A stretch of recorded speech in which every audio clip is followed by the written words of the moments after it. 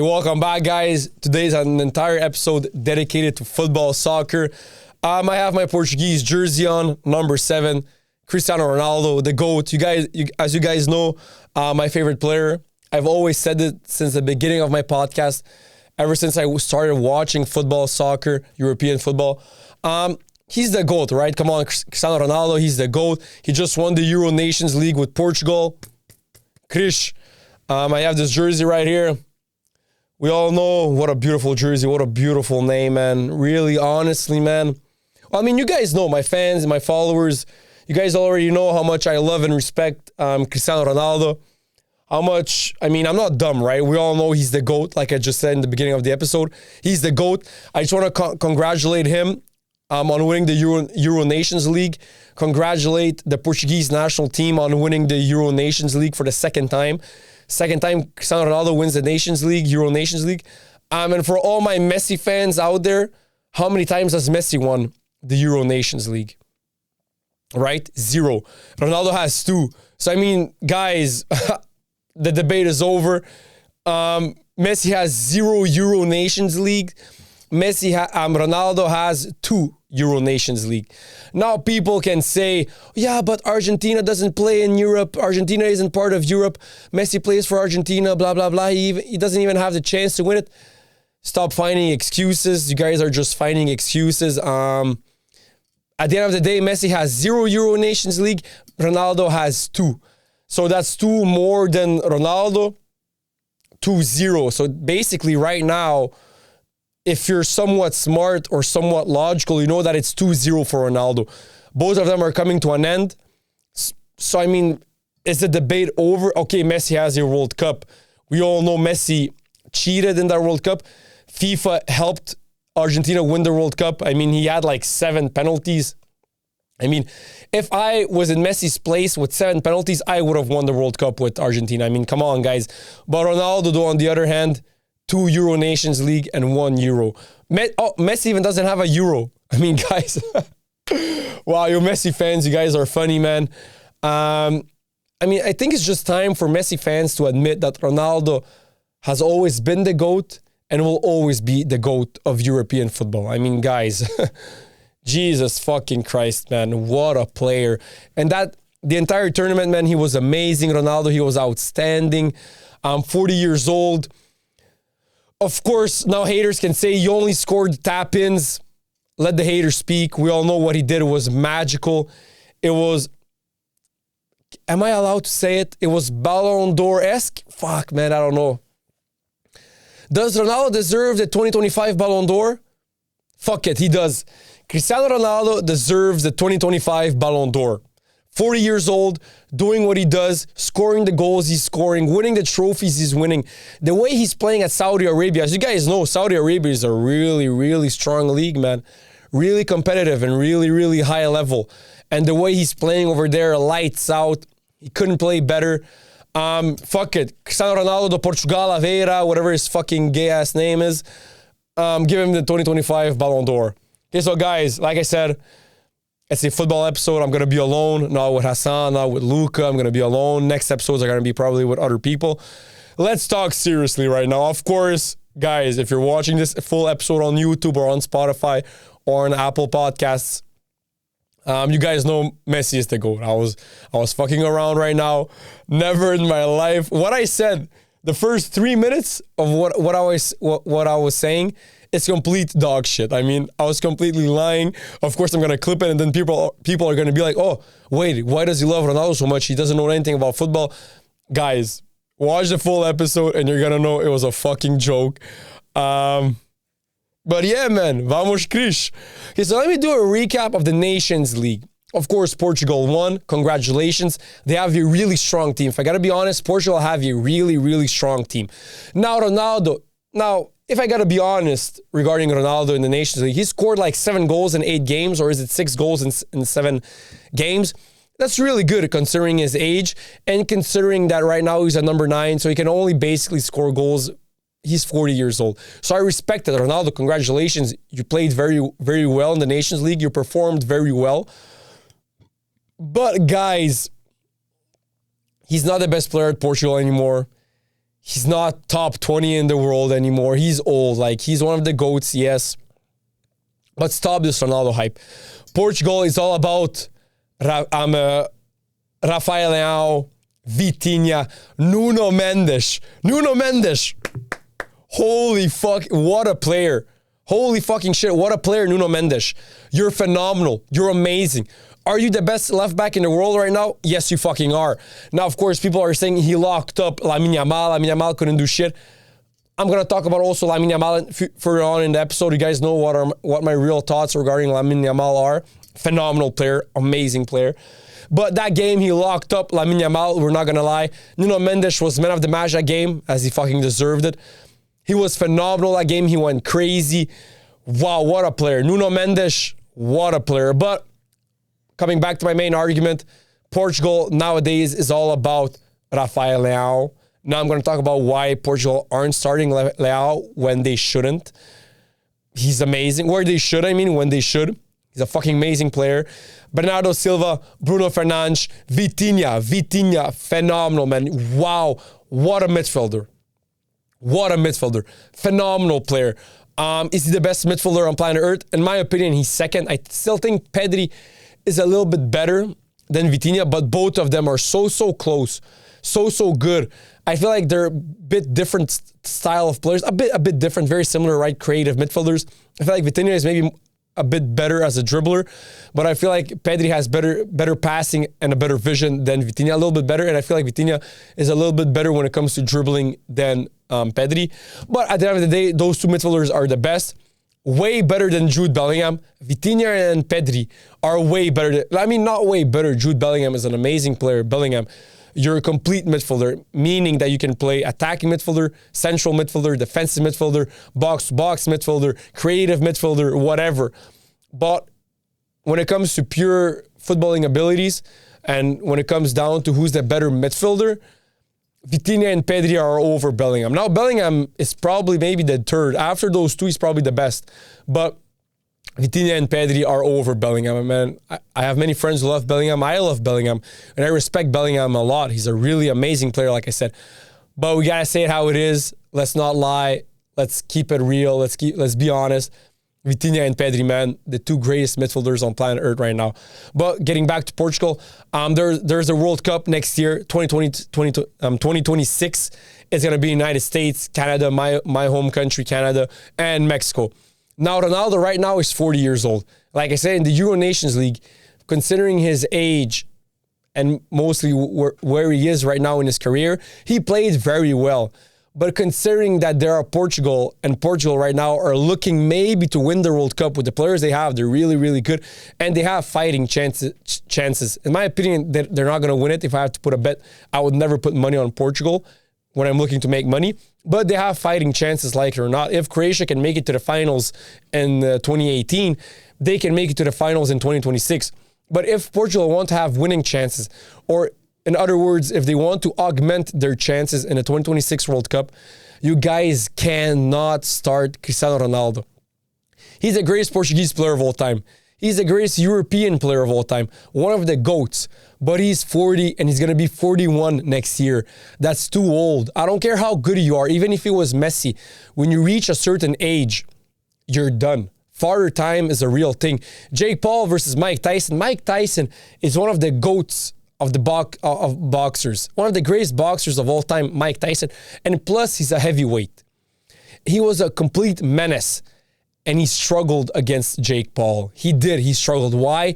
Not because he's not a GOAT anymore, but because he's old. Like it or not, he's like pushing 60. He's maybe even 60.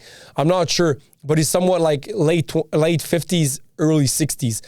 Like it or not, even if he's the GOAT, one of the GOATs of all time, like there's no debating it. We all know it. And not only is he one of the GOATs, he's one of the GOATs amongst heavyweights. So he's like 5'11", like he was fighting at 200 pounds and even more. But he struggled against a YouTuber, Jake Paul. Jake Paul, yes, I mean, I'm giving his flowers. He's above average boxer. But he's not even top 1,000 of all time. He's not even top 10,000 of all time with Jake Paul. He's a content creator. He's a YouTuber or whatever you call him. And Mike Tyson struggled against Jake Paul just because of age. He's old. And coming back to Cristiano Ronaldo, that's what it is. Ronaldo, like I said many times, is one of the GOATs. But he's going to be 41 next year. In my opinion, he shouldn't start for the World Cup. Last World Cup in 2022, Ronaldo was awful. If I'm being honest, if I'm being frank, he was awful in the World Cup 2022. And that's going to be 4 years ago. So now you add more years to his age. He's going to be slower, less decisive, less dangerous, score less goals. Just, he's going to be way less good as a player. So, of course, Ronaldo, should he get picked for the selection for the World Cup? Yeah, why not? He's going to be a good morale for the other players. He's going to be like the older brother for all the players. But he shouldn't start, man. I'm sorry. It's a fact. Portugal right now probably have the best team in the last 20 years. With all their players, they're phenomenal. From defense to midfield to offense, even to goalkeeper, they're really, really good. Fighting chance in the World Cup. But if they want to be better, and if they want to have even more chances of winning the World Cup, put Ronaldo on the bench. Leave Cristiano Ronaldo on the bench. Please, it's for your sake. I love Portugal. People twist it and they think that I hate Portugal. I don't. I don't even hate Ronaldo. Sometimes I just find it funny when I boast about how bad he is and about how much Messi is better than him. And in my opinion, if I'm being honest, Messi is way, way better than Ronaldo. But Ronaldo remains one of the GOATs, and I love everything he did for the sport of soccer. And even more as a human being, I respect the shit out of Ronaldo. So dedicated, so hardworking. He's a machine, right? He's a complete machine. He's like a top human being. He's shown everyone what you can accomplish when you're dedicated, when you work hard, when you never give up, and when you keep striving. He's a complete human being. He showed us all what we can accomplish as human beings, what's possible to accomplish. So I don't hate him. I don't even hate Portugal. Actually, I love Portuguese people. I find they're very humble. They're very good people, very kind people. I went to the Portuguese Center here in Gatineau, shout out, Portuguese Center in Gatineau. I went there many times to watch games. I have many friends who are diaspora of the Portuguese of Portugal. There are Portuguese people from originally. And I love them. I love my friends who are Portuguese. I love the Portuguese people. I fucking love Cristiano Ronaldo. But the only time I hate on him is when we compare it to Lionel Messi, because if we're being honest, there's no comparisons. It's a huge difference between Lionel Messi and Ronaldo. But it doesn't take the fact away that he's one of the GOATs.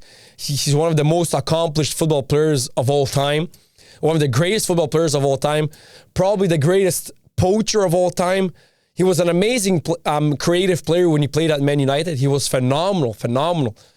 But like I said, he's going to be 41 next year in the World Cup. He had an amazing run in the Nations League. But in the World Cup, don't start him. I send all my love and all my praise to the Portuguese people and to Portugal and even to Ronaldo. I feel like he should maybe retire, but I feel like he's going for the 1,000-goal mark. He's close to it. He probably has like 960-something goals. So he's really close to having 1,000 goals, and I know he's not going to retire until he reaches 1,000 goals. And just him having that record, I mean, yes, records are meant to be broken, but is that record ever going to get broken? Who knows? It's a fucking crazy record, 1,000 official goals in his career, professional goals. It's a crazy record. It's maybe never, ever going to get broken. And just have that record seals him as one of the GOATs, right? And whoever has that record, you get sealed as one of the GOATs. So, Portugal in the Euro Nations League, guys, were amazing. And now to talk about, I know, like I said, Nuno Mendes was amazing that game, the finals against Spain. Amazing. And he locked up Lamine Yamal, and now people are hating on Lamine Yamal. They're trying to nerf Lamine Yamal. Guys, Lamine Yamal is 17. So far, he played like 105 games. Out of those 105 games, he played badly like 5 games, bro. And he's 17. Jesus fucking Christ. I mean, I just find it funny when people are trying to nerf him, saying that, oh, he ghosted in the finals. In the finals, he wasn't really good. He didn't play good that game. I can be honest. I'm going to say it how it is. He didn't play his best. He wasn't good that game. But guys, there's no reason wanting to nerf Lamine Yamal. And there's no debate. I mean, there's no concrete proof for you to nerf Lamine Yamal. You can't. He's too good. Let's be honest. He's 17. Out of those 105 games, he played like maybe 5 bad. And the rest, he was fucking amazing against top tier teams in Europe. Against the best teams in Europe, he was phenomenal. Against Real Madrid, all 4 El Clásicos, he was phenomenal. Against Inter Milan, the finals, in the Champions League, he was amazing. Against Benfica, he was amazing. Against any big team, Lamine Yamal this season was amazing. So I just find it funny when they're trying to nerf a player who's literally 17 years old. Like, he's 17. It's crazy, you know what I mean? So that's why I find it funny. But let me recap the Nations League all together with all the teams. I have a file here that I want to pull up. So semifinals. As you guys know, first game was Portugal against Germany. It finished 1-0 for Portugal. The goal came from Francisco Conceição. The game was played at Allianz Arena. As you guys know, the Nations League was in Germany. But after the match, that game was Conceição. Portugal starting 11, they had Diego Costa in goal, João Neves, Ruben Dias, Gonzalo Inaciao, Nuno Mendes, Ruben Neves, Bernardo Silva, Bruno Fernandes, Francisco Trincao, Pedro Neto, and of course the captain of the team, Cristiano Ronaldo. Germany starting 11, not officially confirmed. Then of course in the semifinals, Spain versus France. And I just want to highlight this game. Going on into this game, in the beginning, I thought, in my opinion, really honestly, I thought it would have been a way tighter game than what it was. Of course, now France, their attack, their offense is phenomenal, man. Holy shit, they're stacked. Dembele, Mbappe, Desire Doué, Bradley Barcola. The list goes on. I mean, they're fucking stacked, bro. Just those 4 players, it's crazy, right? They're lacking in midfield. Are they lacking in defense? I mean, considering that they're France, they are lacking in defense. They have a good defense, but they should have a better defense. And most importantly, if you want to win a World Cup or whatever, if you're lacking in midfield, forget about it, man. You're not getting out. But I mean, they have Camavinga, Tchouaméni, Rabiot.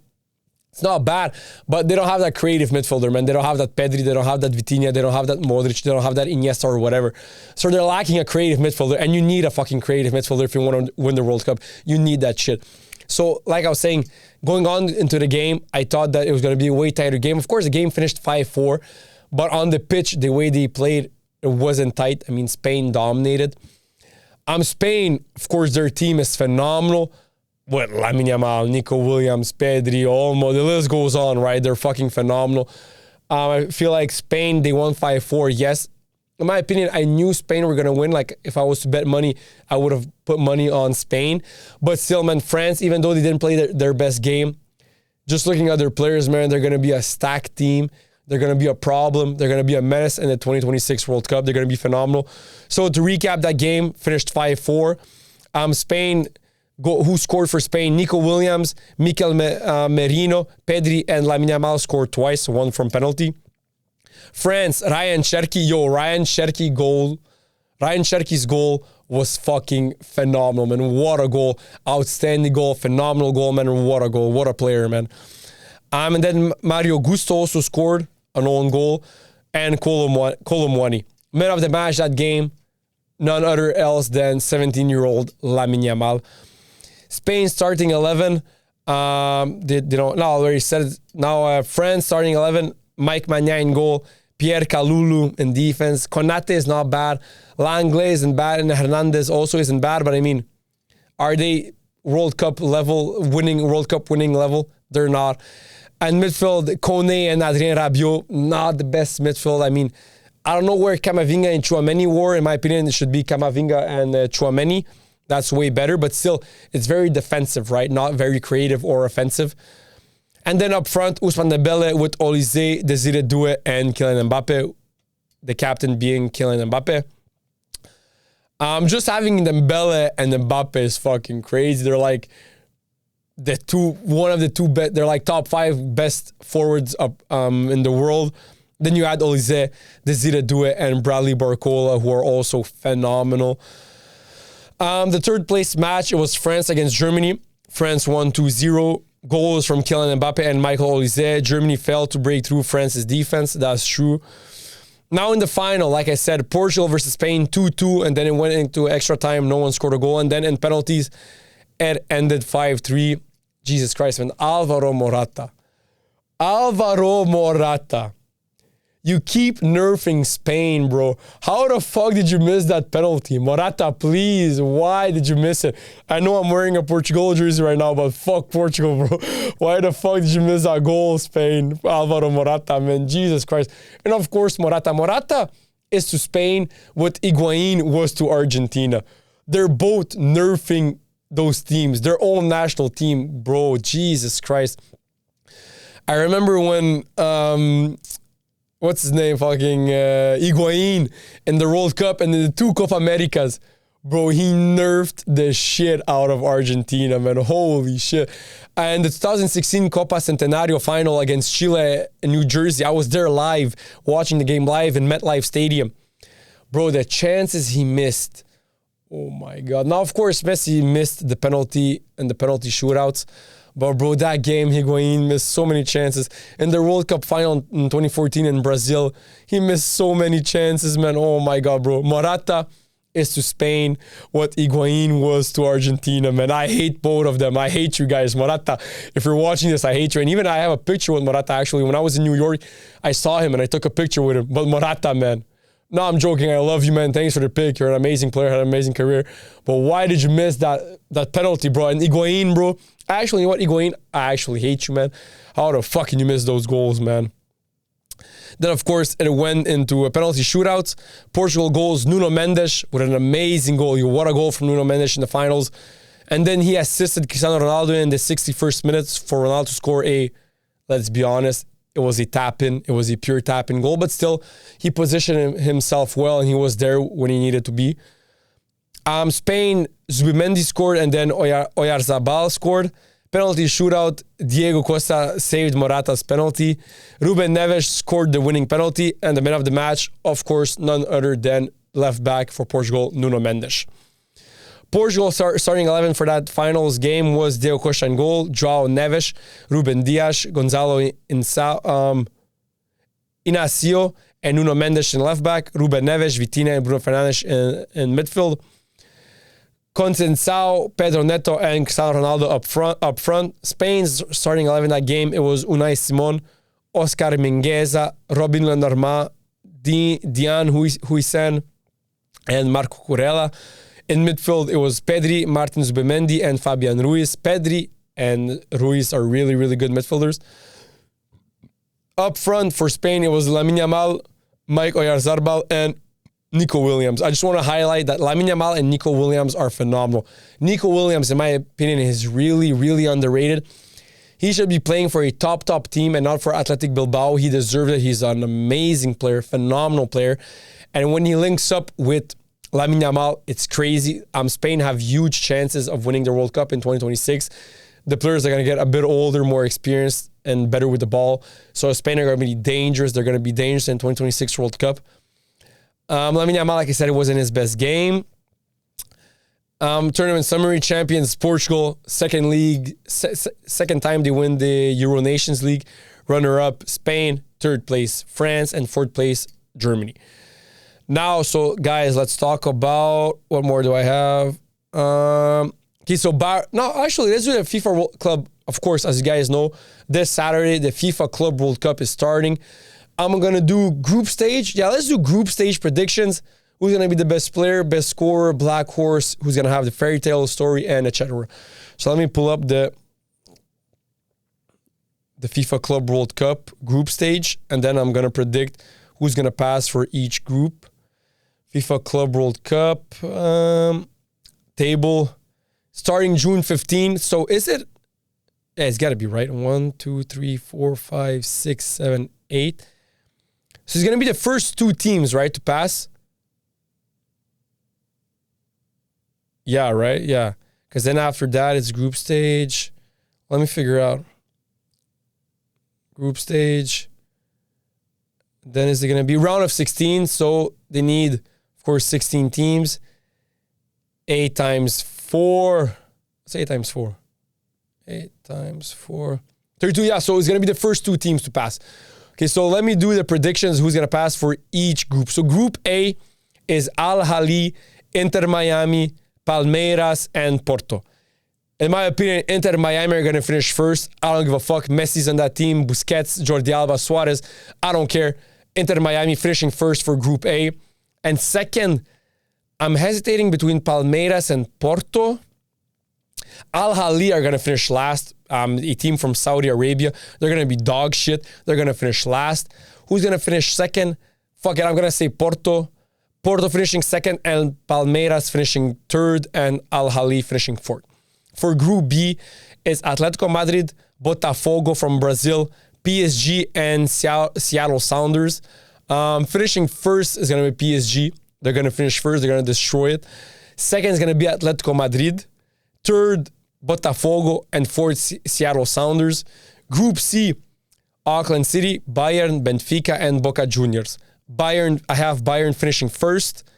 I have, Boca Juniors finishing second. Benfica finishing third. And Auckland City finishing last. I just want to highlight, people really underestimate the skill and the level of Brazilian league and Argentinian league. They're really, really good, and they have really, really good players, and their level is top tier, top level. In my opinion, Brazilian league is the best league after the top 5 leagues in Europe. So after Spain, England, Italy, Germany, and France, Brazil is the best league in the world. And then you have Argentina also just behind Brazil. Group D, they have Chelsea, Tunis, Flamengo, and Leon. Easy. First is Chelsea. Second is going to be Flamengo from Rio, Brazil. Third is going to be Leon, and fourth is going to be Tunis. Group E, they have Inter, Monterrey, River Plate, and Urawa Reds. First is going to be, of course, Inter. They played in Champions League final. They lost, but still one of the greatest teams in Europe, meaning one of the greatest teams in the world. I have River Plate finishing second, Monterrey finishing third, and Urawa Reds finishing fourth. Group F, they have Dortmund, Fluminense, Mamelodi, and Ulsan. Jesus fucking Christ, what teams are those, man? God damn. Okay, so first, Borussia Dortmund, and god damn. Second, Fluminense, because it's a team from Brazil. Third, bro, Mamelodi or Ulsan? Bro, what countries are those? Mamelodi Sundowns. Oh, it's USA. South Africa. No. Mamelodi Sundowns Football Club is a South African professional football club based in Mamelodi, Pretoria in the Gauteng province that plays in the Premiership, the first tier of South African football. God damn. And where's Ulsan? K-League? What's K-League? Turkish League? No, South Korean. Bro, Jesus. Guys, what's worse? South African League or South Korean League? Fuck it, just so guys don't say I'm racist. Dortmund first, Fluminense second, Mamelodi third, and fourth, Ulsan. Fuck it, I don't know, man. Group G, they have Al Ain from Saudi Arabia, Juventus, Man City, and Wydad, whatever, AC. Easy guess. Man City are finishing first. Juventus are finishing second. What's less shit, Al Ain or Wydad? Al Ain, Wydad. Al Ain, Wydad. Fuck it, I guess Wydad. I guess their logo is better. Yeah, okay, so first Man City, second Juventus, Wydad third, and Al Ain fourth. Last group, Group H, Al Hilal, Pachuca, Real Madrid, and Salzburg. Real Madrid finishing first, of course. I have Salzburg easily finishing second, Al Hilal third, and Pachuca fourth. Now guys can say, oh my God, but Al Hilal have such great players playing for their team. Maybe they used to have Neymar, now they have Mitrovic, Milinkovic, Savic, Brozovic, and many other Yugoslav stars, but still, man, they're not at the level of Salzburg. It's still a team that plays in the Bundesliga, so I have Salzburg finishing second, Al Hilal third, and Pachuca fourth. So that was it for the group stage predictions. Now, let me predict who's going to be the best player. Lionel Andres Messi Cusitini. I don't care. How old is he? 37. He's going to be 38 on the 24th of June. So in a couple of days, he's going to turn 38. I don't care. Lionel Messi is going to be the best player in the FIFA Club World Cup.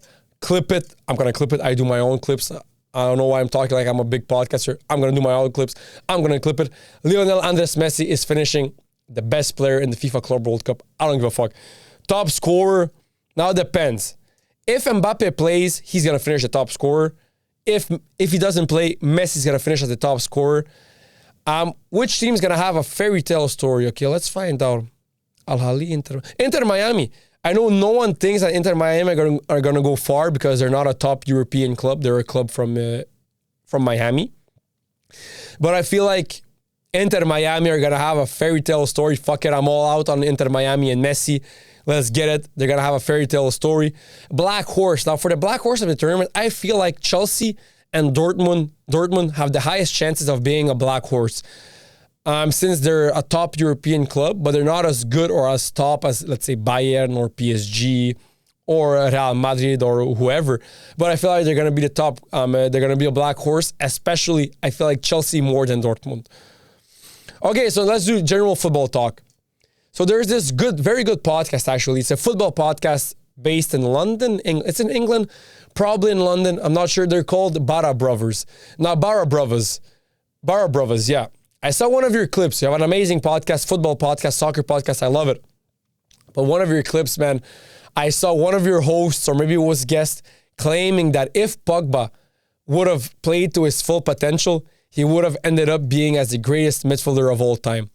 That's a wild take. Now, Pogba, I fucking love Pogba. I thought his potential and his talent was through the roof. But he's not better. He wouldn't have been better than Iniesta. He wouldn't have been better than Xavi. He wouldn't have been better than Zidane. He wouldn't have been better if you consider Maradona a midfielder. He's technically offensive midfielder. He wouldn't have been a better midfielder than Maradona. He wouldn't have been better than Modric. He's below Modric also, in my opinion. But he would have been phenomenal. And he's like Bellingham on steroids, even more technical than Bellingham. Because meaning that he can play offensive midfielder, he can play central midfielder, and he can play defensive midfielder. He can play anywhere in the middle of the pitch. Left midfielder, right midfielder. He can play anywhere in the middle of the pitch as a midfielder. So, of course, if Pogba would have reached his full potential, it would have been fucking crazy. But he didn't. And even if he would have reached his full potential, it wouldn't have been like Iniesta, like Modric. Maybe like Modric, I don't know, maybe like Modric, but not like Iniesta, not like Zidane, and not like Xavi. And then if you consider Maradona a midfielder, which, I mean, I consider him an offensive midfielder, it wouldn't have been, not nowhere close to Maradona. But let's say those three, Zidane, Iniesta, and Xavi, he wouldn't have been as good as those three, but he would have been really close to those three. If I gotta be honest, he's an amazing talent. He would have been way better, but not as good as those three. But hey, Barra Brothers, I really love your podcast. Keep it going. Maybe one day let's do a podcast together. I have takes. You guys have takes. It's all about football, soccer, so let's get it. As you guys know, Xabi Alonso was appointed as the new manager at Real Madrid. I feel like this is an amazing move. Really smart move. Because Xabi Alonso, he proved himself at Leverkusen really, really well. An amazing manager. And he played for Real Madrid as a player. He was a midfielder, so he has a high IQ. Very successful. He also played for Liverpool, won the Champions League with Liverpool. He was an amazing player. I feel like this is a very good move from Real Madrid. Ancelotti, yes, of course, amazing career, but it's time for you to step down. You're getting old also, and they need a change, right, Real Madrid? And I feel like Xabi Alonso is the perfect fit for Real Madrid. And next season, I think Barca are still going to be better than Real Madrid, but Real Madrid next season are going to be better than they were this season. And let's see, man, maybe they're going to be even better with the arrival of Trent Arnold and Huijsen, and many other players are probably going to arrive. And also the arrival of Xabi Alonso, that's crazy. Let's see, but I just want to highlight that the fact that Xabi Alonso came to manage Real Madrid it's a really, really good move, and it's going to be phenomenal, man. Okay, so Lamine Yamal. Lamine Yamal is what Neymar would be if he wasn't Brazilian. Why? Because Lamine Yamal and Neymar are really, really close in talent, in my opinion. I feel like Neymar is slightly above Lamine Yamal. Maybe he isn't. There's still many things that need to happen for us to see it. But, I mean, they're very, very close in talent. But Neymar is a bit more skillful and a bit more showboating than Lamine Yamal is. Why? Because Neymar is Brazilian, Lamine Yamal is Spanish. Of course, his dad is Moroccan and his mom is from Africa. Not sure which country. But he's Spanish and Neymar is Brazilian. But I feel like Lamine Yamal is what Neymar would look like if he was Spanish or just European. And also, I think that can work in Lamine Yamal's favor. Why? Because I feel like maybe if Neymar didn't showboat so much, he would have ended up as a better player.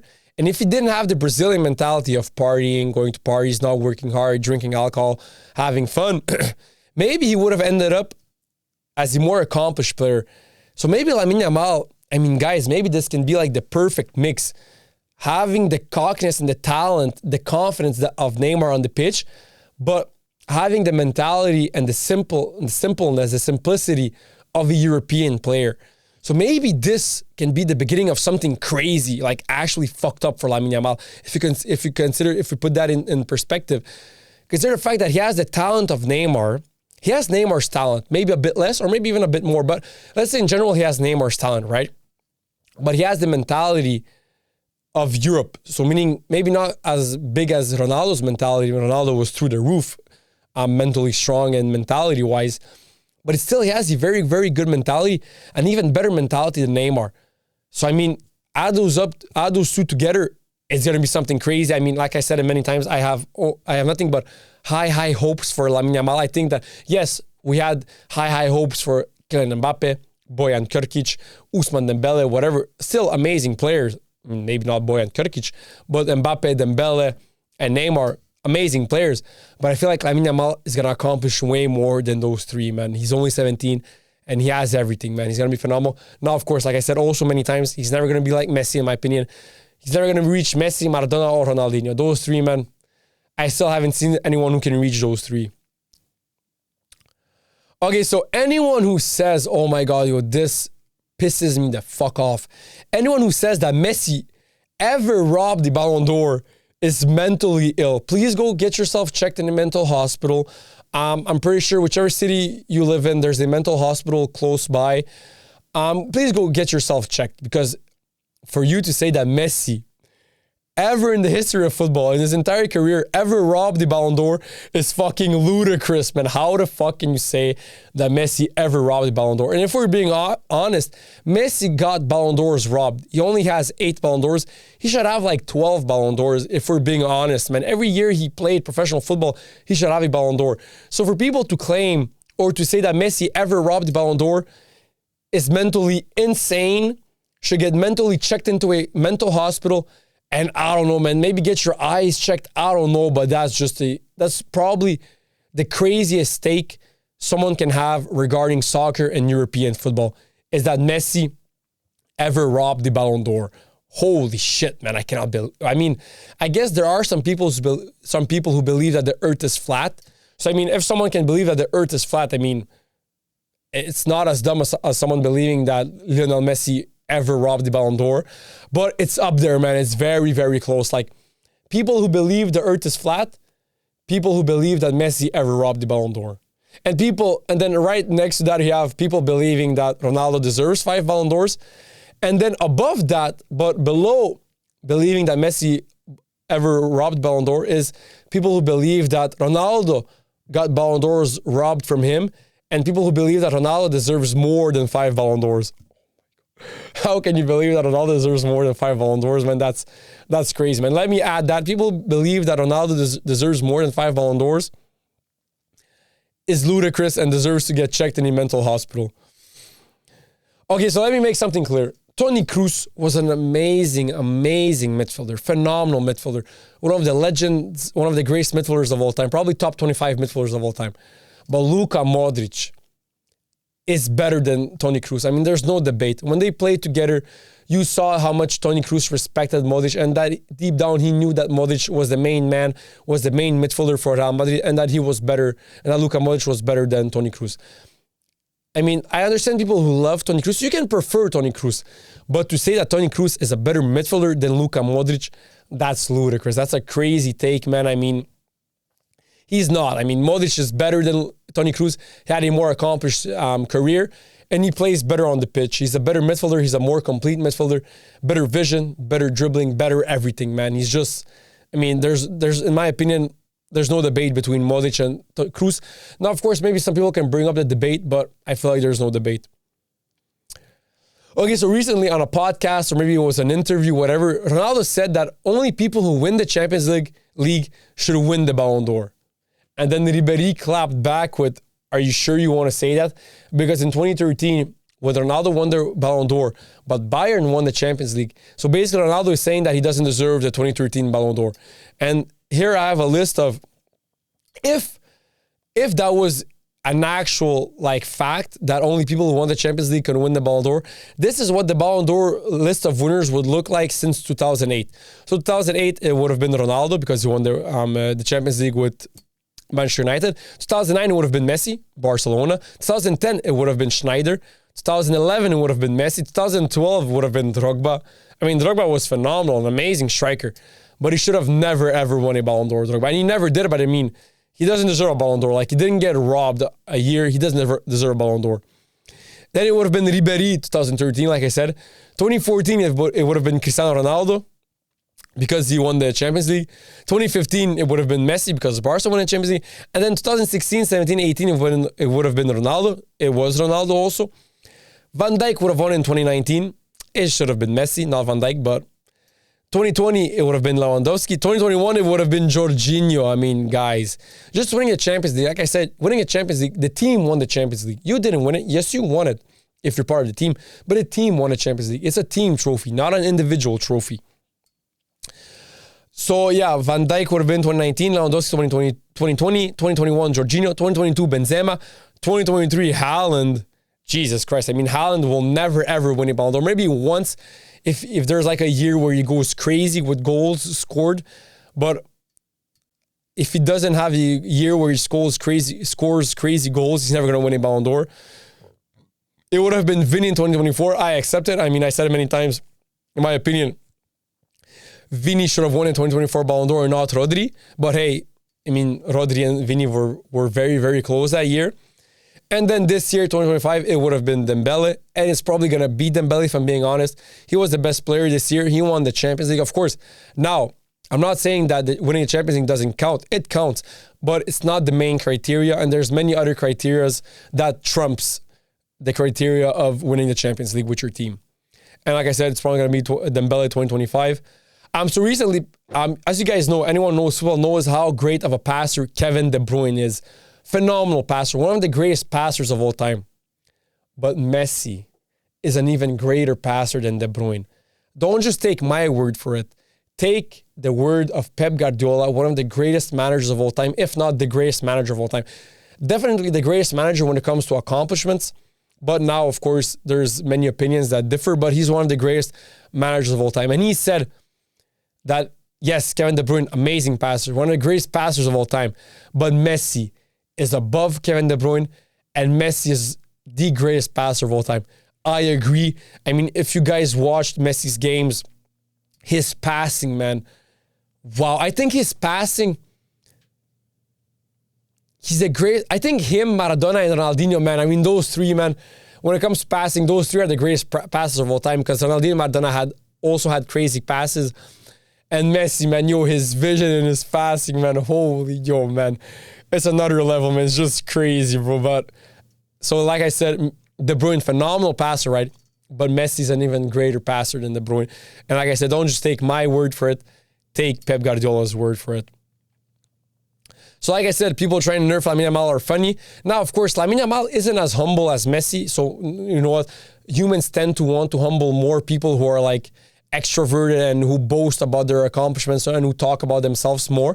Of course, people want to nerf them more and bring them down more, which makes sense. That's just human nature. But then Lamine Yamal said, imagine if I win the World Cup and the Champions League next year, then the Ballon d'Or will come by itself. That's true, man. He's 17. He already won the Euro. And he won La Liga. And he's only 17. So imagine if he wins the World Cup next year at the age of 18, 19. He's going to be 19 when the final is going to get played. He's just going to be turning 19. So imagine he wins the Champions League next year and he wins the World Cup. And then, of course, he's going to win the Ballon d'Or. So before the age of 20, Lamine Yamal will have a Champions League, a Euro, a La Liga title, and a Ballon d'Or. Before the age of 20. Wow. I hope it happens. Why? Because I just want to see that fucked up craziness happen. I want to see something as crazy as that happen. That's the beauty of soccer. That's the beauty of European football. I want to see that happen. It's beautiful. And who else than Lamine Yamal, man? The greatest 17-year-old of all time, the greatest teenager of all time. Who else better to win all of that and to complete football before the age of 20 than Lamine Yamal? Because he's the greatest teenager of all time. So I would love to see that happen, man. I would fucking love it. Okay, so guys, for my music lovers, as you guys know, Elvis Presley is the king of rock and roll. And as the quote goes, before Elvis Presley, music was nothing. There was nothing. But Pelé, the Brazilian Pelé, is the Elvis Presley of football. Because in football, before Pelé, there was nothing, man. There was no one. He revolutionized football so much. He brought so much to the game. And before Pelé, there was no one. And then after Pelé, you had Johan Cruyff in the 70s. And the 80s, it was all about Maradona. 90s, you had Ronaldo Fenomeno. You had the beginning of Zidane. You had many great players. 2000s, Ronaldinho, Zidane, Ronaldo Fenomeno again. Kaká, Steven Gerrard, Lampard, Cristiano Ronaldo. And then 2010s, it's all about Neymar, Ronaldo, and Messi. And now in the 2020s, it's all about Lamine Yamal, Mbappe, Vinicius, and many other players. But get back to my main argument, the main stat, the main fact. Pelé is the Elvis Presley of football, meaning that before Pelé, football was nothing. Not that it was nothing, but it wasn't as big as it is right now. Pelé is the pioneer, just as much as Elvis Presley is the pioneer of rock and roll music. Okay, so guys, Cristiano Ronaldo Portugal is an amazing penalty taker, amazing, phenomenal penalty taker. But is he a good free kick taker? He's not shitty, but I mean, he's average at best. I mean, and here I have a PDF file regarding his free kick stats. So let's pull up some stats. Let me see. No, is that not that one? Cristiano Ronaldo. So Cristiano Ronaldo has scored approximately 64 direct free kick goals in his career, with a club level conversion rate of around 6.3%. He holds the record for most Champions League free kick goals, 12. But his conversion in major international tournaments is just 1.7%. Key comparisons. Ronaldo's prime conversion rate was 7%. In the beginning, Ronaldo was a very good free kick taker. But recently, man, he's a really bad free kick taker. That's the opposite of Messi. In the beginning, Messi wasn't a good free kick taker. But after, he became an amazing free kick taker, Lionel Messi. So post 2014, he declined to 4%. He went from 7% to 4%. Only one direct free kick goal in 60-plus international tournament attempts. And so in his career, he scored 64 career free kick goals. Cristiano Ronaldo, Messi scored 66, if I'm not mistaken. Juninho scored fucking 77. He has a record. He's the greatest free kick taker of all time. Juninho, there's no debating it. Beckham scored 68. And Andrea Pirlo scored, how many did he score? 45. So those are like some of the best free kick takers. Of course, you can add Ronaldinho also. Ronaldinho was amazing. But like I said, when it comes to penalties though, whenever I see Ronaldo have a penalty, whenever I see Ronaldo step up in the penalty box and take a penalty, I'm fucking shaking because I know he's going to score that fucking penalty. He's an amazing penalty taker. One of the greatest penalty takers of all time. Now, Messi is a shitty penalty taker. I can say it. I'm one of the biggest Messi fanboys on planet Earth, if not the biggest Messi fanboy. But he's a shitty penalty taker, Messi. Whenever Messi takes a penalty, he puts the ball down, I'm stressing, bro, because I'm like, fuck, it's like a 50-50 chance of him scoring or not scoring.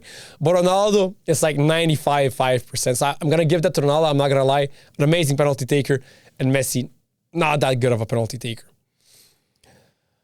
What else I have? Free kick conversion rate. So when it comes to conversion rate, Ronaldo has a rate of 6%. Messi has a rate of 8.5% when it comes to free kicks.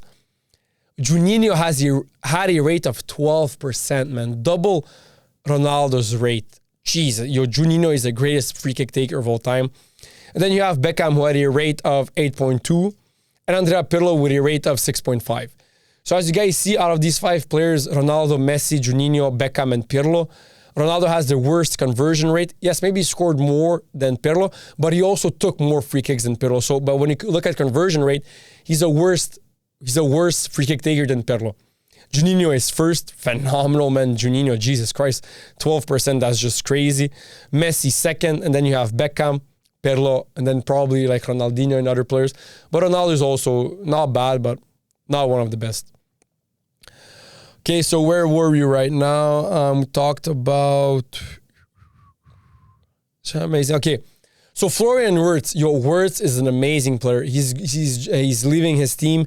He's joining Liverpool for 150 million euro signing. Amazing signing. And words I just want to highlight, he's an amazing player. Here I also have a file of everything regarding his transfer, how much he's getting paid, how much it costs, everything. But I just want to highlight that Florian Wirtz is an amazing attacking midfielder. He plays like a CAM, second striker, false nine.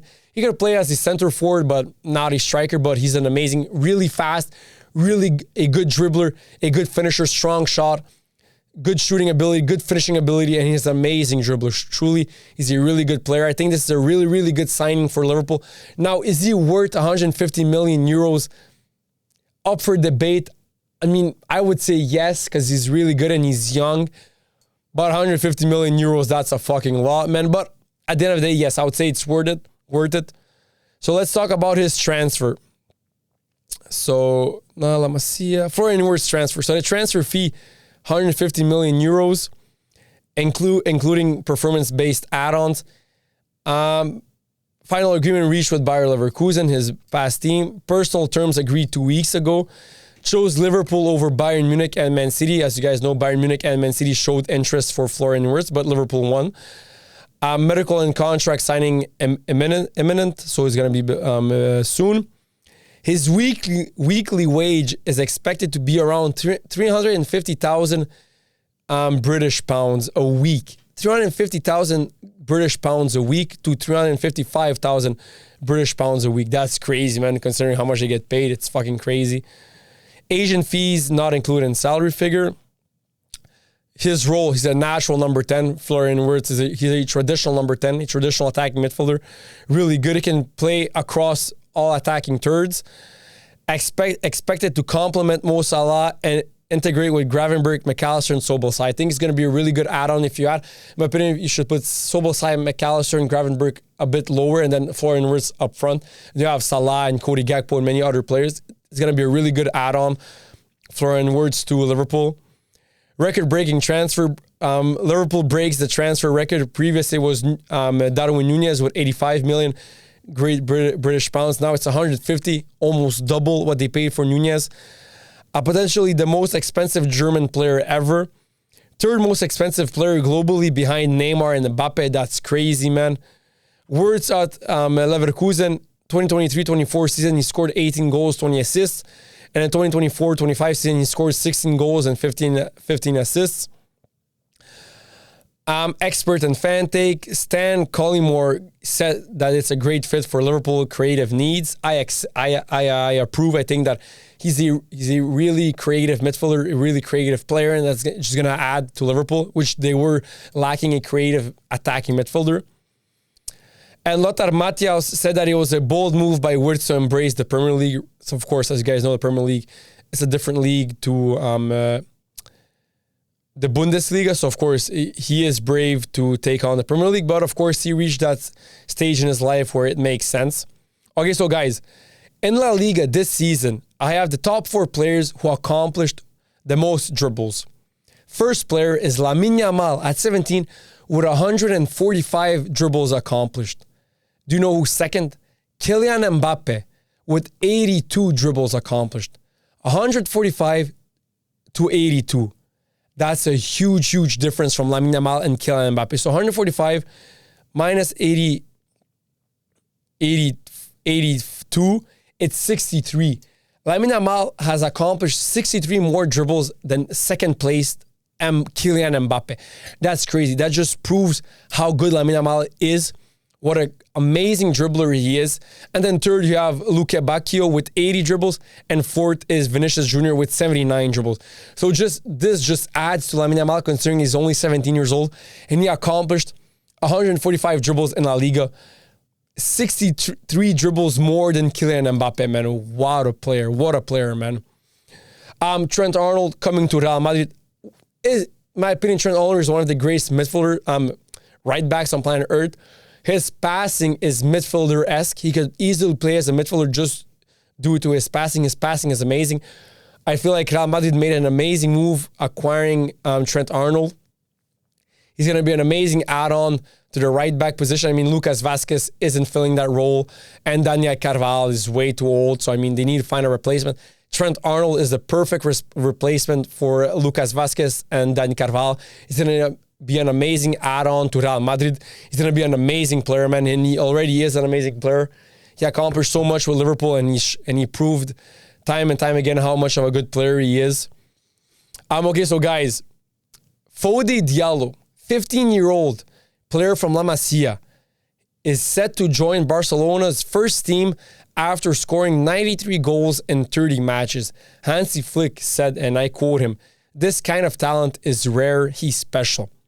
15 years old, scored 93 goals in 30 matches. He's the number 9 for the Diallo, 15 years old. Crazy, crazy player. I just want to highlight, La Masia is the greatest academy in the world. It's crazy, man. So many talents are came out of La Masia, and so many future talents are coming out of La Masia, past, future, and present. It's crazy. Here I have a file regarding everyone who ever came out of La Masia, and it's crazy, man, guys, when you're going to hear about all the players. So all the legends and icons that came out of La Masia Academy. Lionel Messi joined in the academy in 2001. Xavi Hernandez joined the academy in 1991. Andres Iniesta joined the academy in the late 1990s. Carles Puyol is also from La Masia. Sergio Busquets is also from La Masia. Gerard Piqué is from La Masia. Pep Guardiola, La Masia. Victor Valdés, La Masia. Cesc Fabregas, La Masia. Pedro Rodriguez, La Masia. Pepe Reina, La Masia. Mikel Arteta, La Masia. Hector Bellerin, La Masia. Adam Traore, La Masia. Takefusa Kubo, La Masia. Mauro Icardi, okay, that's surprising. La Masia. Andre Onana, really? La Masia. And nowadays, Lamine Yamal, La Masia. Gavi, La Masia. Pedri, La Masia. Marc Casado, La Masia. Pau Cubarsí, La Masia. Fermin Lopez, La Masia. Victor Sanchez, La Masia. Luis Milla, Ivan de la Peña, Antonio Torres, Fernando Navarro, Naim, Guillermo Amor, Albert Ferrer. Bro, La Masia is the greatest footballing academy in the world. It's crazy. It's phenomenal. I mean, it's the greatest footballing academy in the world.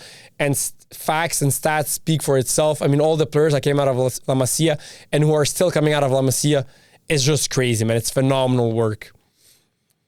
Okay, so as you guys know, Lamine Yamal just signed a new deal for Barcelona. His release clause is $1 billion. Lamine Yamal's release clause. So if a team wants to release Lamine Yamal from his contract with Barcelona, it's gonna cost $1 billion. Jesus fucking Christ! And then now here I have his contract. Where can I find his contract? Trent Alexander. Lamine Yamal contract extension. So his contract signed on May 27, 2025, runs until June 30th, 2031. 6-year contract, the max. Base salary, $15 million a year, euro, rising to $20 million with bonuses. Approximately weekly wage, $325 Great Britain pounds a week for Lamine Yamal, which equals $15 million a year. He's getting paid $15 million a year in euros. A massive release clause of 1 billion euros, including long-term contract, and crazy. Achievements this past season, 55 total appearances across all competitions, 18 goals and 25 assists, equaling 43 total goal involvements, helped Barcelona win La Liga and Copa del Rey, earned Golden Boy, Copa Trophy, and UEFA Young Player of the Year, deserved. Strategic important contract extension happened 1 year before previous deal ended, 2026.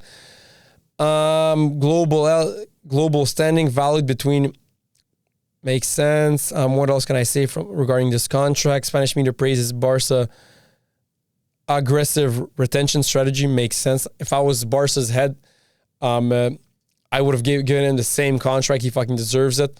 If I was Barca's in the board of parole or board of directors board, I would have given him the same contract deserved. What else can I say? That's pretty much it. But to have a $1 billion release clause just shows what kind of a crazy player Lamine Yamal is and what kind of a crazy contract they gave him, man.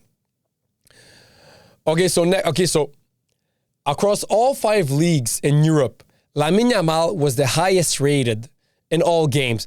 So in goalkeeper, the goalkeeper who was the highest rated was Flecken with 6.99, Tarkowski right back 7.09, Orban with 7.08, Van Dijk with 7.07, Lamine Yamal with 8.01. He was the highest rated player across all 5 leagues this past season. This season just finished.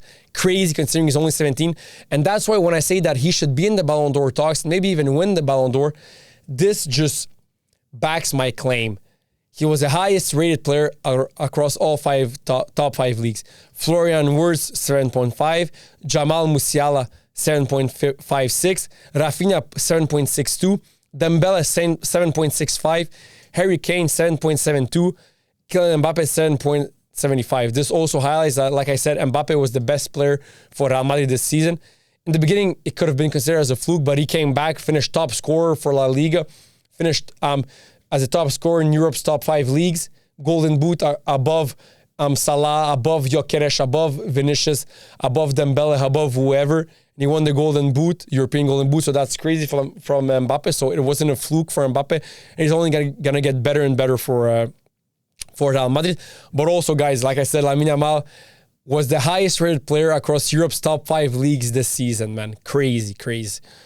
Okay, so guys, a BN Sports analyst who goes by the name of Abdulaziz Al Nassar said this regarding Cristiano Ronaldo, and I'm quoting him right now, word for word, bar for bar. In the last 2 seasons, Al Nassr has become weaker. A Cristiano goal is celebrated more than a team win.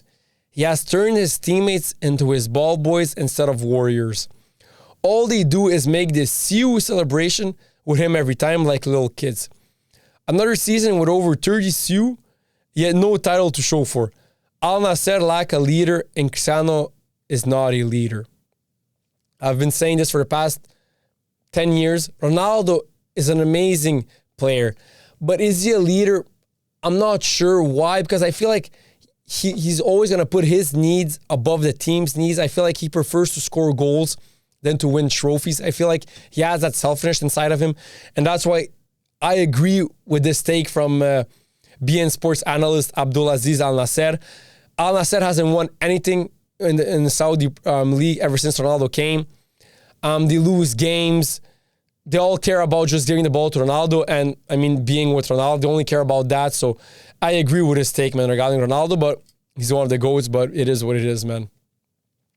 Okay, so Relevo claim Inter Miami will try to sign Cristiano Ronaldo if he does not renew his contract with Al Nassr.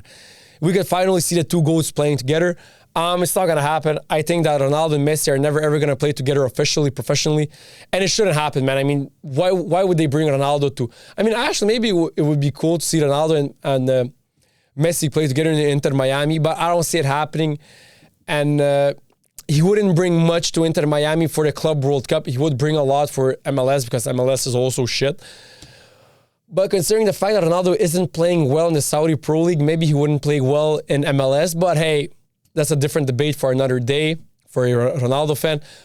It's not going to happen, man. And I feel like he wouldn't bring much. But actually, it would be cool to see Messi and Ronaldo play together in Inter Miami, but I don't see it happening. So for people who don't know, Luis Enrique, Jose Mourinho, and Pep Guardiola all come from Barcelona as managers. And all 3 of them have won 2 triplets. Luis Enrique won a triplet this season with PSG 2024-2025 and with Barcelona 10 years ago in 2014-2015. Jose Mourinho won 2 triplets, one with Inter Milan in 2009-2010 season and another one with Porto in 2003-2004. That's fucking crazy, winning a triplet with Porto in 2003-2004, man. That's phenomenal. And I just want to highlight back to Luis Enrique. The 2014-2015 season of FC Barcelona was the strongest season of all time. That one and Barca's 2010-2011 season. And then, of course, Pep Guardiola has also won 2 triplets. One with Barca in 2008 and 2009, and the other one with Man City 2022-2023. So La Masia, even when it comes to managers, they're fucking crazy, man. They're producing managers at a phenomenal rate, man, at a crazy rate. And it's just crazy, man. OK, so celle-là, je vais le faire en français. Mohamed Henny, t'es hilarant, bro. Hilarant. Tu fais plein de vidéos sur TikTok, sur Snap, sur IG. Je te suis pas trop, je vais pas mentir, mais t'es hilarant. Et récemment, sur Facebook, t'as mis une photo de Ronaldo qui pleure d'avoir gagné la Euro Nations League. Elle t'a écrit, elle pleure, elle croit qu'il a gagné la Coupe du Monde. Ressaisis-toi, c'est juste la Ligue des natations. Mais, bro, t'as raison, I mean, il est en train de pleurer, je comprends pourquoi il pleure, il a 40 ans, il est content d'avoir gagné quelque chose avec Portugal. Mais, bro, si on est honnête, la Euro Nations League, c'est un trophée qui sert à rien. Comme honnêtement, bro, comme tout le monde s'en fout de ce trophée-là. Ce trophée-là, il existe juste comme ça, il y a plus de games, puis la UEFA peut faire plus de cash en faisant plus de games. Mais il pleure, bro. Il est content d'avoir gagné, mais Mohamed Henny, t'es hilarant, bro. Je te tag sur le clip. T'es hilarant, bro, mais t'as raison, bro. Comme Ronaldo, comme je comprends pourquoi il pleure, mais à la fin de la journée, il a pas gagné la Coupe du Monde, je veux dire. C'est juste la Coupe des Nations, la Euro des Nations, comme tu dis, la Ligue des Natations. Mais, bro, t'as raison, là. OK, so, Thomas Müller is a highly, highly underrated player. I don't care, man. First of all, he isn't flashy. How he plays isn't flashy. So, of course, people are going to underrate him. But, bro, he won so much. And if I can also add, he was so loyal. Ever since 2009, when he came professional, he's only played for Bayern Munich. 2009 until 2025, he only played for Bayern Munich. And now I have career stats regarding Thomas Müller because I feel like he's highly underrated. And I want to talk about his career. So Thomas Müller, career recap. Early years in club debut. So born in September of 1989 in Wellheim, Germany. Joined Bayern Munich's academy in 2000. Debuted with senior team in 2008. Quickly became a key player under Louis van Gaal. So for Bayern Munich, 2008-2025, he was a professional for Bayern Munich. He has over 750 appearances. He has 150 plus Bundesliga goals. He plays as a Raumdeuter, which is a space interpreter. Unique tactical role. I mean, he's like the only Raumdeuter exists. His job is to create spaces in the pitch by positioning himself and passing the ball, whatever. Major titles, he won 13 times the Bundesliga, 6 times the DFB Pokal, twice the UEFA Champions League, 2 times the Club World Cup. He holds the Bundesliga record for most assists in a season with 21 assists. Crazy stats from Thomas Müller to have a season where he assisted 21 times his teammates. He holds the record for most assists in the Bundesliga season. Bayern's all-time appearance leader and top 10 for goals plus assists. International career with Germany is from 2010 to 2024. He has 131 caps, appearances, 45 goals for Germany. 2010 World Cup, he scored 5 goals, won the Golden Boot and the Best Young Player. In 2014, he won the World Cup, scored 5 goals, received the Silver Ball and the Silver Boot. Played in 4 World Cups and 3 Euros, retired July 2024 from international career. Records and milestones from Thomas Müller. 150 Bundesliga goals reached in 2023. 710 plus total appearances for Bayern. Third most Champions League appearances all time, 163. Champions League and World Cup top 10 scorer. Retirement and legacy. Bayern chose not to renew contract in April 2025. He's getting older. He's going to go to another team, but he had an amazing season, amazing career with Bayern Munich. Departed after 25 years at the club, and he's probably exploring to join the MLS, which makes sense for players when they get older. Leaves as one of the football's most decorated and intelligent players. That's true. One of the most accomplished players in the world of football. Career honors and recognition. 34 major club trophies. Individual 2010 World Cup Golden Boot. 2014 Silver Ball. Multiple Bundesliga CL team honors. Known for his high football IQ, vision, and creative moments. Of course, Thomas Müller had an amazing career. He's getting older. He's coming to an end. He's going to go to the MLS. But I just want to highlight that I feel like Thomas Müller was a highly underrated player, and he accomplished a lot, and he's a very successful football player. Okay, so a lot of people are hating on Lamine Yamal for the way he dresses, putting his shorts down, his pants down, sagging his pants, wearing caps backwards, whatever. I just want to say that personally, I don't give a fuck. If at the end of the day, He produces on the pitch. He plays well on the pitch. Dress how you want, bro. I don't give a fuck. Put a hat backwards if you want. Sag your pants. Don't even wear pants. Wear underwear out in public. I don't care. As long as you produce on the pitch, I don't give a fuck. That's the only thing I care for is, do you produce on the pitch? If you start not producing on the pitch, then I'm going to say, bro, get your shit together. But if you keep producing on the pitch, I don't care. Do all the TikTok videos you want. Do all the TikTok dances you want. Sag your pants. Listen to 50 Cent. Wear your hat backwards. Do whatever you want outside the pitch as long as you perform on the pitch. And so far, you are performing on the pitch. So that's why that's my take. But some players, some people, some commentators like Guti said, and I quote him, I didn't like that him going to the press conference with his hat turned backwards. I mean, I don't care personally. I mean, if he wants to turn his hat backwards and he finds that cool and whatever, do it, bro. I don't give a fuck. And then he goes on to say, you do these things on vacation or in your personal life, not with the club or the national team. I don't really care, and I feel like people shouldn't really care about it. Maybe he has like a more conservative approach regarding that. Okay, so Kevin De Bruyne, one of the greatest midfielders of all time, properly rated, amazing player, so good, one of the greatest attacking midfielders of all time. He's leaving Man City after an amazing career at Man City, and just this morning, it's official, he's joining Napoli.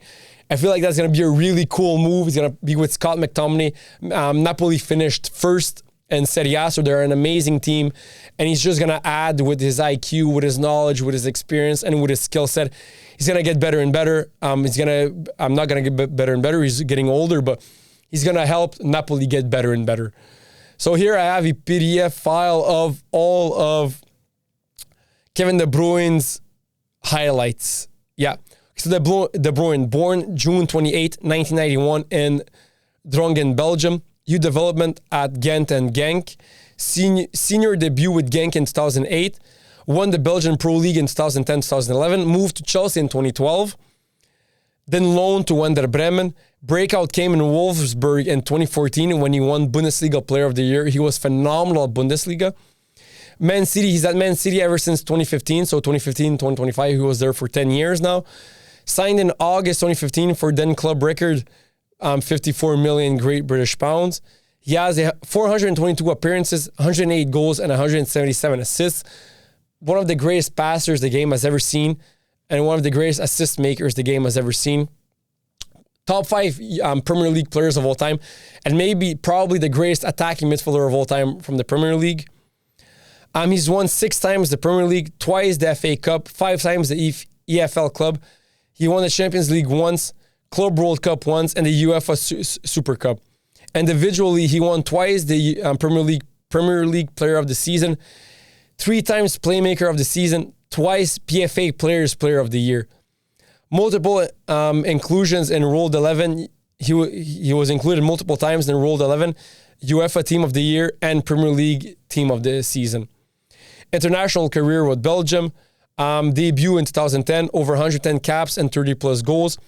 2018 World Cup Dream Team selection, Belgium finishes 3rd. He was amazing in that World Cup 2018.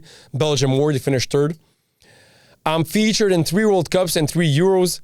Named captain in 2023. Earned 100 caps with Belgium in June 2024.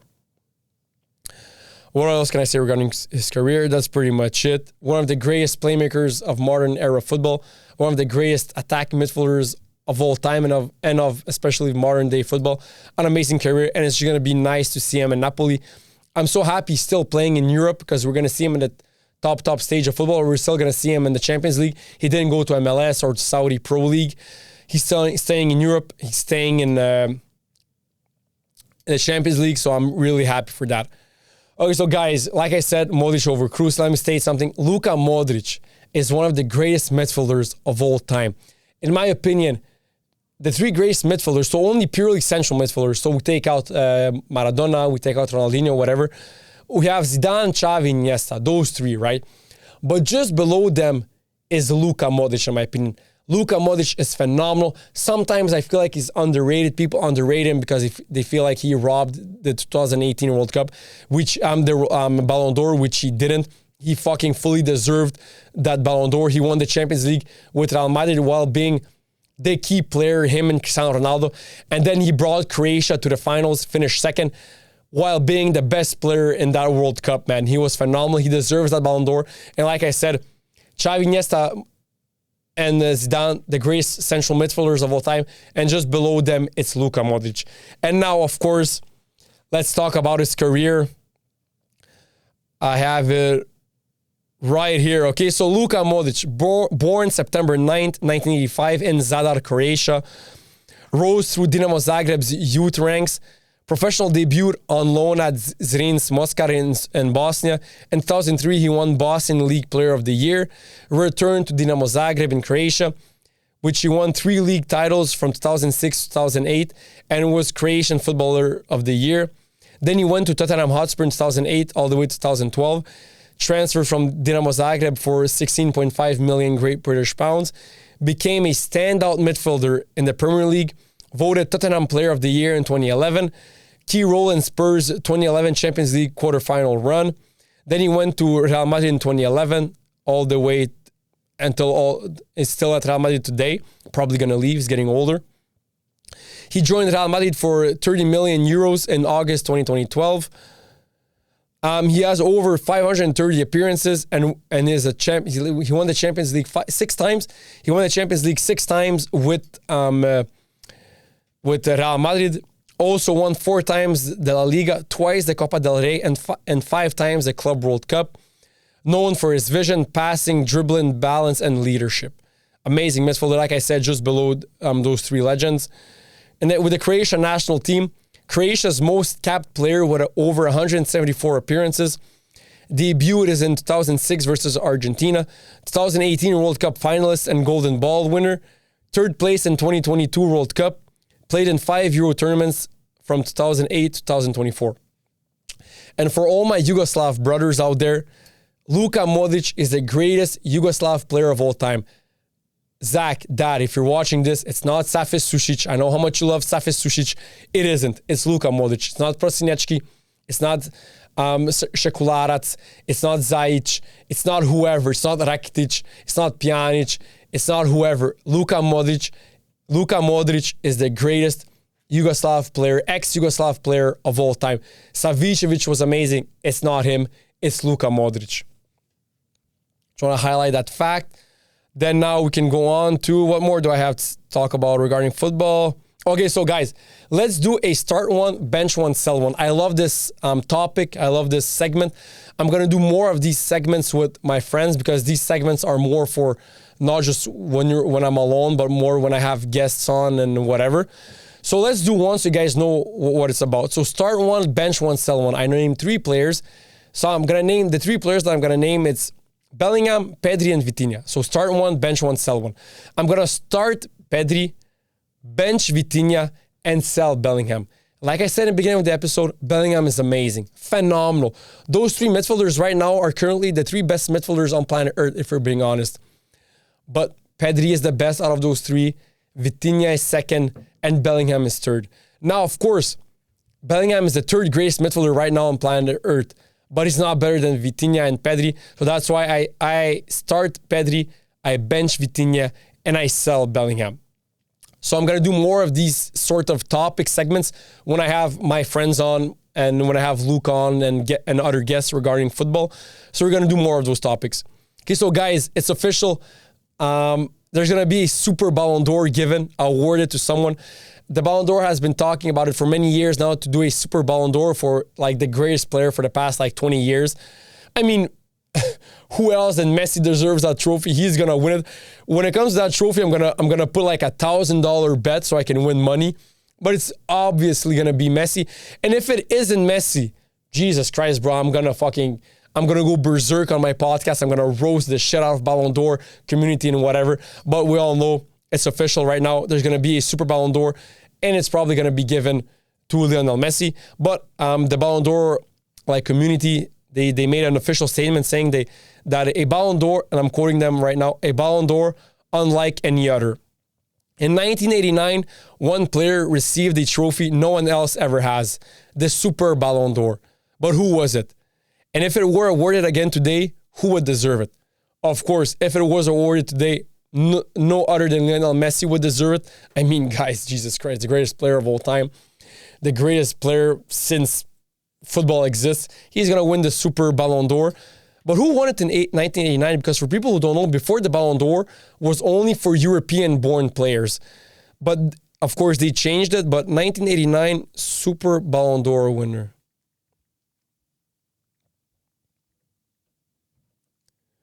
Super Ballon d'Or winner.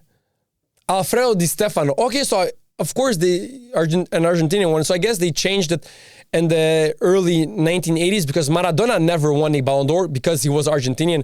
And at that time, they only gave Ballon d'Ors to European players. But the 1989 Super Ballon d'Or was awarded to Alfredo Di Stefano. Makes sense. I would have given it to Diego Maradona. I mean, Diego Maradona in 1986, he won the World Cup. He was the greatest player. After he won the World Cup, he cemented himself as the greatest player of all time. And then, of course, Ronaldo and Messi came along. But in 1989, Alfredo Di Stefano won the Ballon d'Or. Let me see when the Ballon d'Or community started giving the Ballon d'Or to other players who aren't necessarily born in Europe or European. Let me chat GPT. When did the Ballon d'Or start giving Ballon d'Ors to players who aren't born in Europe?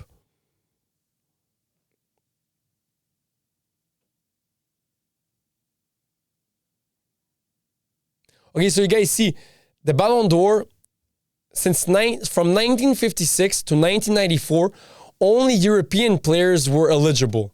Okay, so that's why when they made it Super Ballon d'Ors, I guess they said, okay, let's give it to like anyone.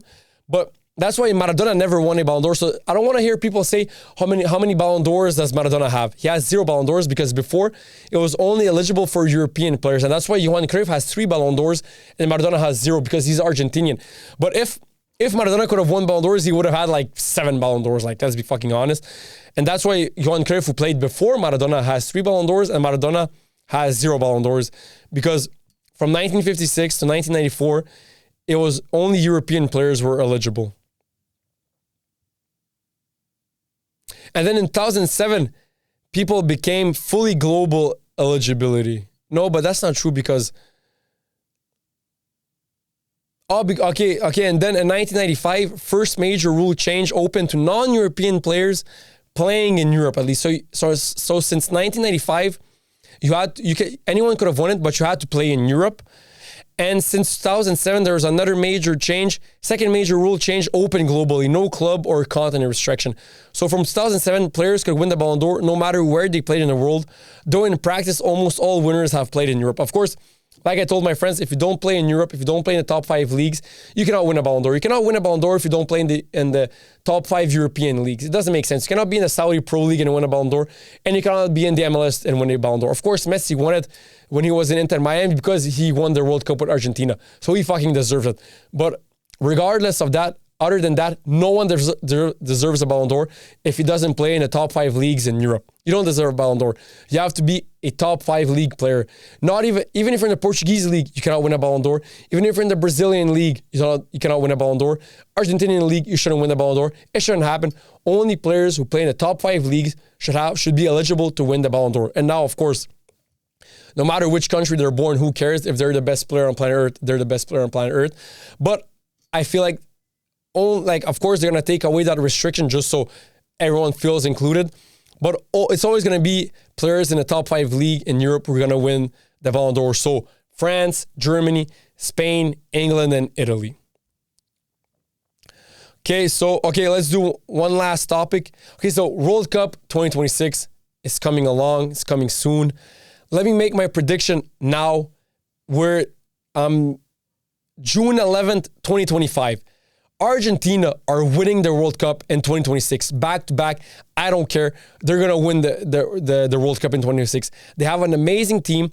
Even without Messi, they have a really stacked team, a really strong team. And then you add Messi, who's going to play like a more midfielder type, more backed than as a right winger. He's going to be like an offensive midfielder for Argentina. He's going to make crazy passes, crazy dribbles, and fuck it. I'm putting money on Argentina winning their World Cup in 2026. I'm going to be there live with my podcast for my podcast. And Messi's going to win the best player. I don't care, bro. I'm pushing it that far. Messi's going to win the best player again. And Argentina are going to win the World Cup in 2026. Let's Google Argentina's squad for the 2026 World Cup.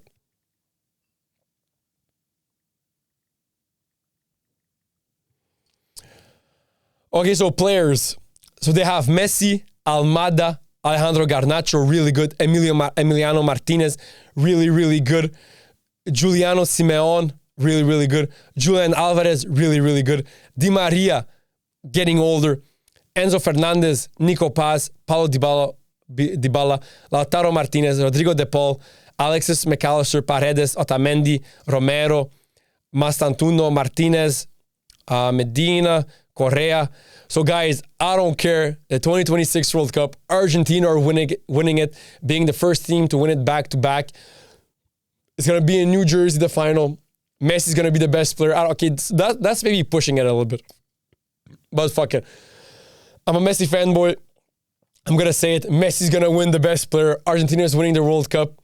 I'm calling it right now. Just like before the 2022 World Cup, I called it and I clipped it. I clipped it before the World Cup happened in 2022. I said that Argentina are winning it. Messi's going to win the best player. And Messi's going to win the top scorer, either him or Mbappe. And I guessed it all right because Mbappe finished as the top scorer of the World Cup in 2022. Messi finished as the best player in the World Cup 2022. And Argentina won the World Cup in 2022. So let me make the prediction again for 2026. Argentina winning the World Cup. Messi is going to finish the best player. And the top scorer is going to be between Messi, Mbappe. Yeah, again, Messi and Mbappe. I don't care. I'm making that prediction again. Ronaldo's not going to win anything. Portugal, you guys, you're going to have fighting chances in the World Cup, but I don't see you guys winning it. Many teams are better than you guys. Spain is better. Argentina are better. France are better. England are going to be better. So I don't see you guys winning it, but you guys are going to have winning chances. Do I have a final topic I can talk about? Did I have something No, okay, so guys, that was it. Thanks for tuning in. Make sure to follow, subscribe, like, comment, hate on me. I don't care. Whatever. But that was it, guys, for today. Peace out.